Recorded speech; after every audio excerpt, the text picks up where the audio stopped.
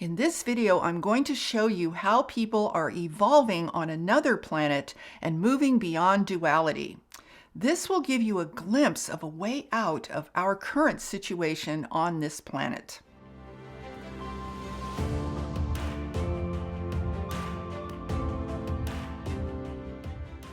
Hi, I'm Saratoga Ocean, and I work together with an interdimensional, interuniversal, and extraterrestrial force known as telstar, along with Archangel Michael.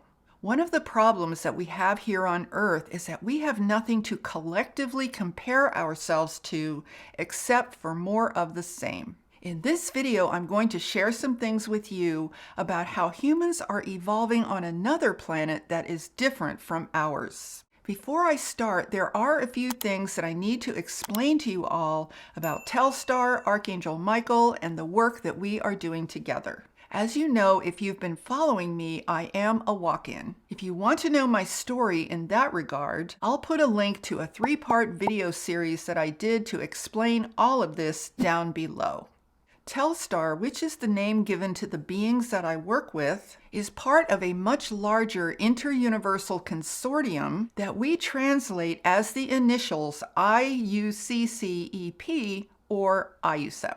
IUCEP stands for Interuniversal Confederation of Communication and Evolutionary Processes. So I function as a part of telstar, which is a part of that consortium. Telstar's role is to facilitate evolution throughout this universe that, as you know, suffers greatly from the unfortunate conditions of duality. Evolution, as we define it, means to evolve out of duality and back into a state of omnipresent oneness. So our role is simple in that regard. It's to support that process in various ways throughout the cosmos. Now, we can be in different places at the same time. My conscious awareness on this Earth is limited to my presence on this planet. I have a background awareness of my work on a certain different planet as well, and probably other planets too. But I generally have no conscious access to that work while I'm here. Now, it can seem like a complicated situation when viewed from here, but I am quite content to only know consciously whatever it is I need to know based on where I am. Now, I'm telling you this so you guys don't ask me a whole bunch of questions about other places. Now, if you want to know Archangel Michael's role in all of this, he specifically commissioned telstar to come to this planet to work together with him. As you probably know, he is very devoted to Earth and always has been. So that describes the basics of how we work together. Now, before I go further, I also want to address the fact that I know there are people who are talking all about all of these different ET races and where they originate and all kinds of stuff like that. That is not the nature of my work. As I said, I focus solely on my purpose here on Earth and on our larger mission of universal evolution. So as far as I know right now, from where I sit on this planet, our work as telstar is currently focused on cosmic humans at various levels of evolution. That doesn't mean that we don't work with other ETs. I'm just talking about our main focus as it pertains to this planet Earth. Now, you can probably guess that planet Earth is one of the most difficult planets to be on. John, who is one of the members of telstar, once told me that this is one of the most violent planets they have ever seen. And I think that's kind of obvious in more ways than one. Now, recently, I have found this place to be especially difficult, even for myself. And I'm sure you all can understand that.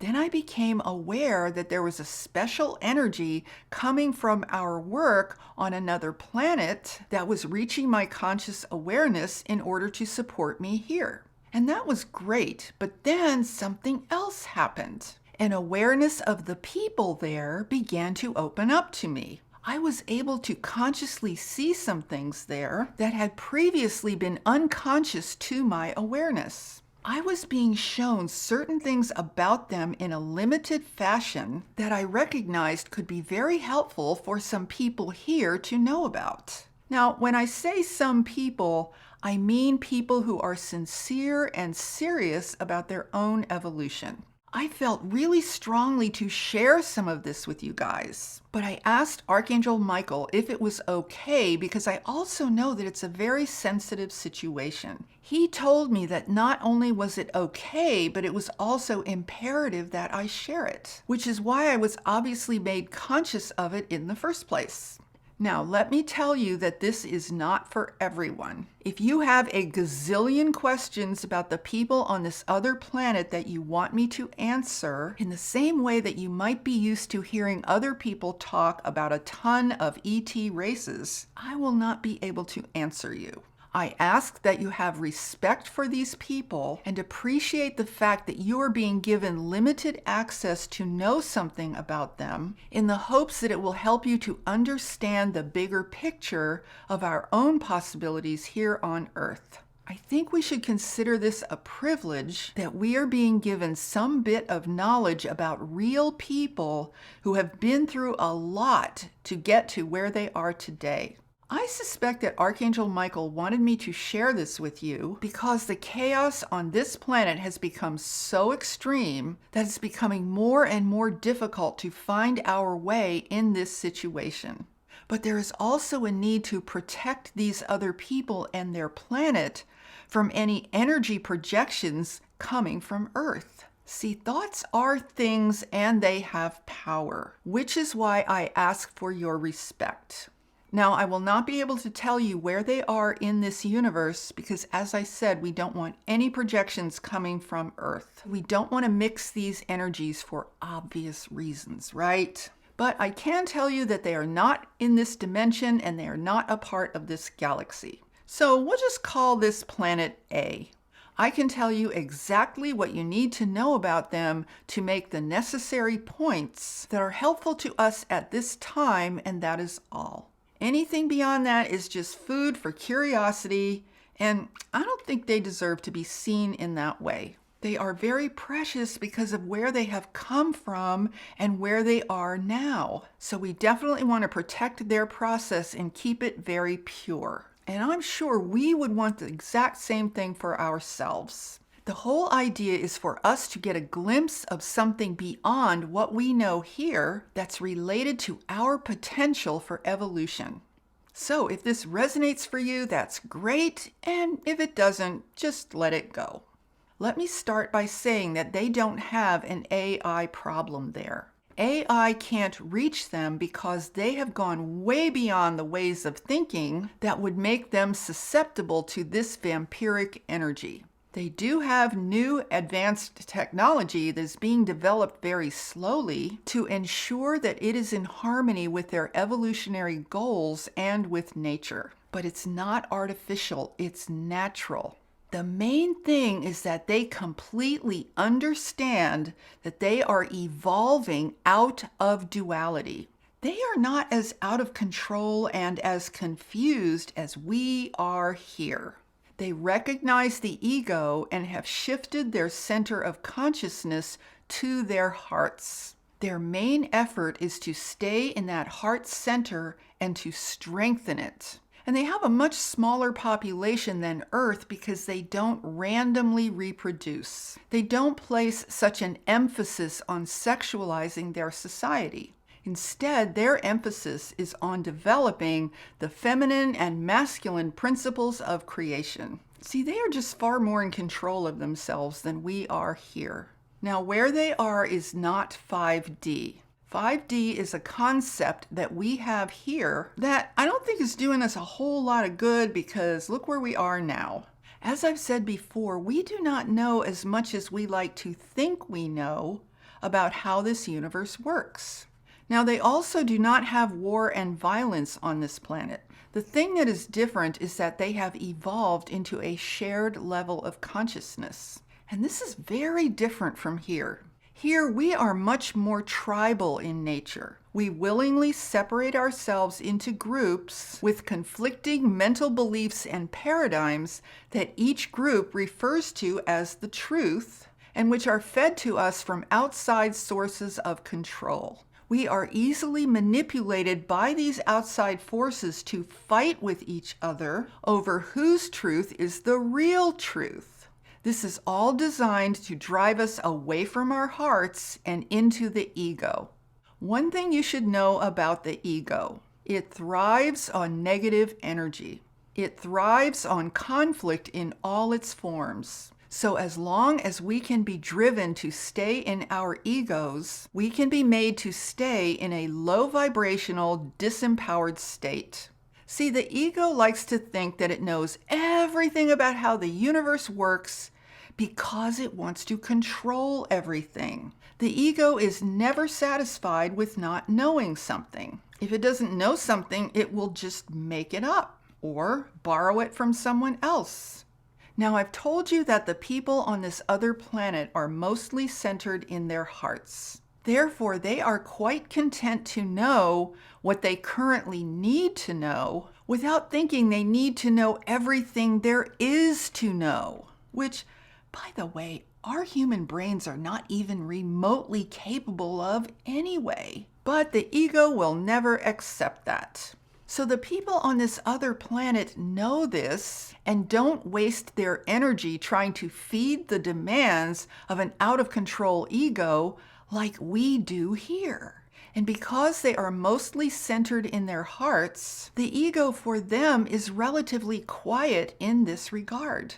See, they know that they are destined to evolve to a place where the ego no longer exists. When that happens, they will become whole again and have their universal power as creators completely restored. So the way the ego functions for them is more the way that it should be in this interim period. It is seen as the faculty that helps them to navigate their world without controlling their lives. Now, here's what's fascinating about these people. They share a unified consciousness and understand their common goal of evolution.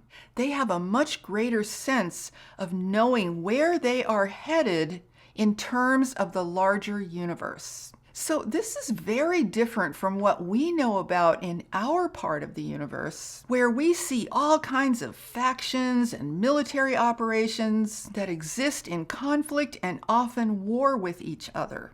See, we are still in the realm of the good guys and the bad guys, which is why we never know peace. So these people on what I'm calling Planet A understand their presence on their planet in a very different way than we understand our presence here on Earth. And here's something else that you might find interesting. Here on Earth, we have what we call spiritual leaders. On this other planet, they don't have that. Instead, they have what we call mentors. These are entities whose sole purpose is to mentor them in their evolutionary process. And the other cool thing is they don't have channeling. You know, channeling is a very weird thing that is peculiar to Earth. The reason that beings have to engage in channeling their messages here is because this planet exists at such a low, conflict-oriented vibration that these more evolved beings simply cannot come here as they are and still maintain their energetic integrity. So we end up in this weird situation where they try to work around that by channeling through certain people who are already incarnate here and with whom they have a working relationship. Honestly, you guys, this is not normal in much of the rest of the universe. And I say that as a full body channel myself. I always think it's unfortunate that we have to resort to channeling here, but at least it serves a useful purpose as a kind of workaround. Now, I think for purposes of planet Earth, channeling is great if it's done well and if it's done with integrity, but you still gotta admit, I mean, wouldn't it be so much better if these beings could just physically be here and talk to us face to face? I mean, that would be the most desirable thing, certainly, wouldn't it? Now, this other planet that I'm talking about is interdimensional in nature. So as mentors, we can be there as we are in a more energetic state that corresponds to our vibration. We don't have to channel through anybody. And the other cool thing about interacting with these people is that they don't have what I call an authority complex. They long ago gave up the notion that they are stupid and that they need somebody in authority to tell them what to do. See, that's the beauty of what happens when you learn to center in your heart. See, the heart has a direct connection to the universe with a corresponding endless flow of wisdom that pertains to a person's individual situation. And because the universe is a living consciousness that unifies its entire creation, you have a level of harmony that is virtually unknown here on Earth. Now, let me explain why I am sharing all of this with you. It's because I want you to know about something that is more aligned with where I'm guessing you probably want to go. I think if you ponder what I've told you about these people and contrast it with what we know here on Earth, then you might find it easier to let go of any unnecessary beliefs that might be holding you back. So let's talk about what some of those unnecessary beliefs might be. Beliefs like extraterrestrial war is the answer. Beliefs that we need for white hats and ETs to save us. Beliefs that religion has all the answers when its chief contribution on this earth has been to help control the masses and serve as an illegitimate go-between between God and its creation. See, what I like to talk about is alignment. People have always waited to be saved for literally thousands and thousands of years, and it hasn't happened yet.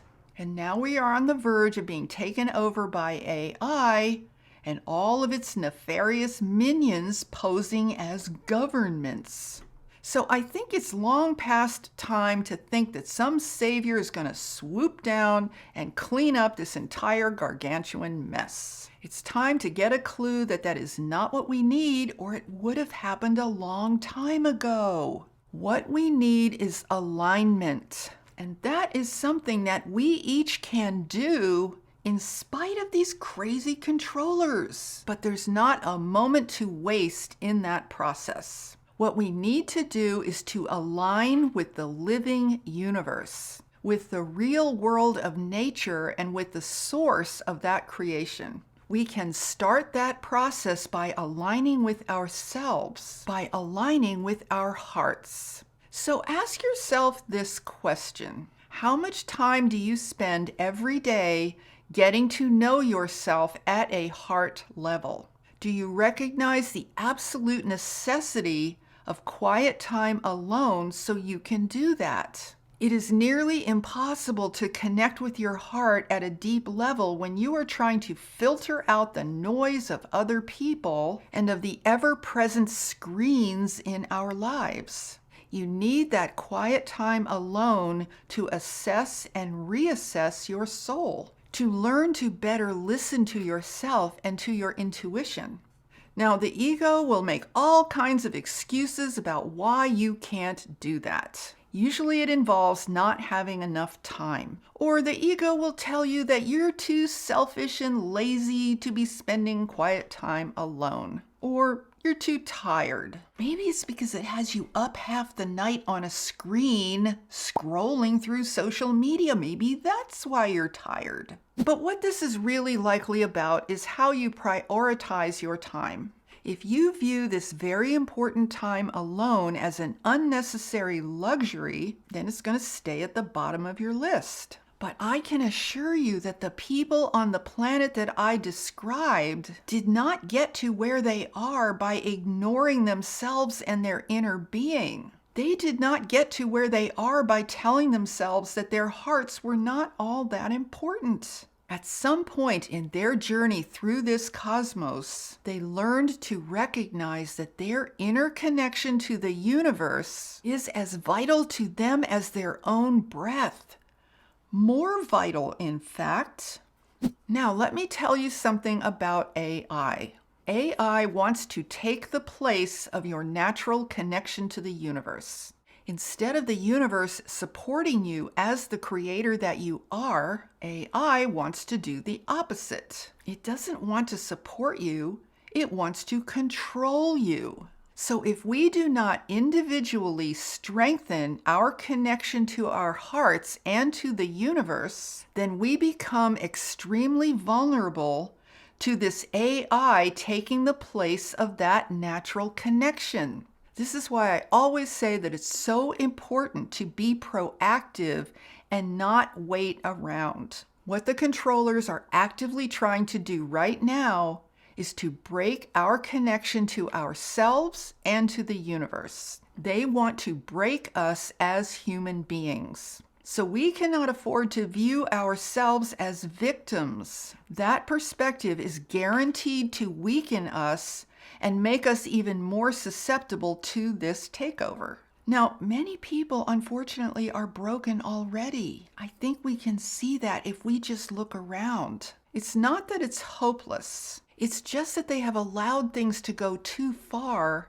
and it will be very difficult for them to come back to themselves again. That is, if they even want to come back. This is why I always say that we shouldn't feel that we need to wait around for the collective of humanity to get their act together. People are going to end up wherever they end up, and we can't control that outcome. What we can control is where we ourselves end up. We can control our own evolutionary trajectory, but we have to start now by taking things a lot more seriously than maybe we did before. As I told you in my last video, there is a powerful light of ascension available to us right now to support our evolution. You can tune into that light and that energy within yourself and nurture your body, your mind, and your spirit to align with it to whatever degree you are able. This light of ascension is the universe's way of reaching out to us in support of moving to a higher timeline. It's available to transmute density and move us into a higher vibration. But again, it's going to be difficult to connect with that light if you don't take the time to just be with yourself in a contemplative way on a regular or even daily basis. So I want to close by letting you know that this light is extremely powerful, but yet also very kind and gentle at the same time. It will work in harmony with wherever your consciousness is at. And yes, your body and your finite mind will likely resist it, as will the ego for sure. But the more you get centered in your heart, the more that all of those resistances will calm down. So I encourage you to explore your inner world in a way that is loving and forgiving of yourself. Don't let what's happening out here destroy your integrity as a being. It's just not worth it. Instead, start right now by setting a new course for yourself in this universe, one that is aligned with the light and the love that evolves all things. So if you enjoyed this video, please give it a thumbs up and share it out with anyone else who you think might find value in what I shared with you today. And be sure to subscribe and hit that notification bell because I am here every Tuesday with all new videos. And with that, I'm sending you loads of love, light, and high vibrational energy. Have a beautiful day, my friends. Namaste.